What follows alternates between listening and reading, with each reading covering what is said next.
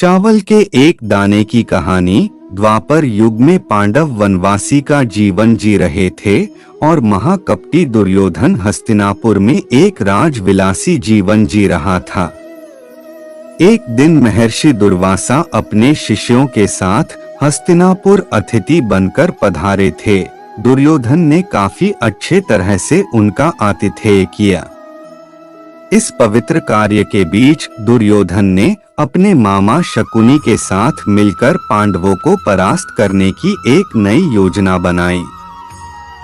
जब महर्षि दुर्वासा ने कहा कि हम अब भोजन करेंगे, तब दुर्योधन बोला कि ऋषियों को भोजन कराना तो एक महापुण्य का कार्य है, लेकिन महर्षि दुर्वासा, मैं आपसे अनुरोध करता हूँ कि इस महापुण्य को प्राप्त करने का अवसर मैं अपने बड़े भ्राता युधिष्ठिर को देना चाहूँगा। इतना कहकर दुर्योधन ने महर्षि दुर्वासा और उनके शिष्यों को नजदीक के वन में बसे युधिष्ठिर की कुटिया में भोजन करने के लिए भेज दिया, क्योंकि वह जानता था दोपहर के समय पांडव द्रौपदी सहित खाना खा चुके होंगे और कुटिया में अन्न शेष नहीं होगा।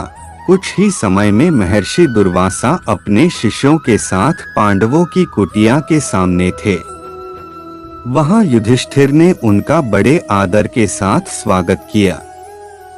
महर्षि दुर्वासा ने युधिष्ठिर को दुर्योधन के साथ हुआ अपना वार्तालाप बता दिया और कहा कि मैं और मेरे शिष्य स्नान के पश्चात भोजन ग्रहण करेंगे। इतना कहकर वह सभी ऋषिगण स्नान करने के लिए नदी पर चले गए। धर्मराज युधिष्ठिर ने यह बात तुरंत जाकर द्रौपदी को बताई। द्रौपदी ने कहा, इस वक्त तो हमारे पास कुछ भी भोजन शेष नहीं है। द्रौपदी का दिल यह सोचकर घबराने लगा, अगर ऋषियों को भोजन नहीं कराया तो उन्हें महर्षि दुर्वासा के क्रोध और शाप का पात्र बनना पड़ेगा। उस कठिन घड़ी में द्रौपदी अपने मित्र सखा कृष्ण को याद करने लगी। उसी वक्त लीलाधर कृष्ण ने द्रौपदी की कुटिया के अंदर प्रवेश किया। उन्हें देखते ही द्रौपदी उनके पास दौड़ती हुई गई और उन्हें अभिवादन करके अपनी समस्या बताने लगी। कृष्ण ने कहा, द्रौपदी, तुम समस्या को कुछ समय के लिए भूल जाओ और सबसे पहले मुझे कुछ खाने को दो। मुझे बड़ी जोरों की भूख लगी है। तब द्रौपदी ने अक्षय पात्र लाकर कृष्ण के हाथ में दिया, साथ ही अपनी समस्या भी बताई।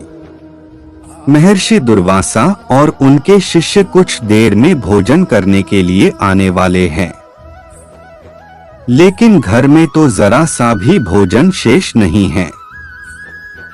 द्रौपदी की बात सुनकर कृष्ण मुस्कुराए और पात्र में देखने लगे। उस पात्र में चावल का सिर्फ एक दाना बचा था। वह देखकर भगवान कृष्ण बोले, ये क्या, इसमें तो बहुत खाना बचा है।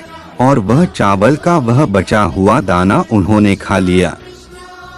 इधर कृष्ण के चावल का वह दाना खाते ही उधर स्नान करके नदी से बाहर निकले महर्षि दुर्वासा और उनके शिष्यों का पेट भर गया और उन्हें डकारे आने लगी और वह युधिष्ठिर की कुटिया की ओर जाने के बजाय अपनी यात्रा के लिए प्रस्थान कर गए।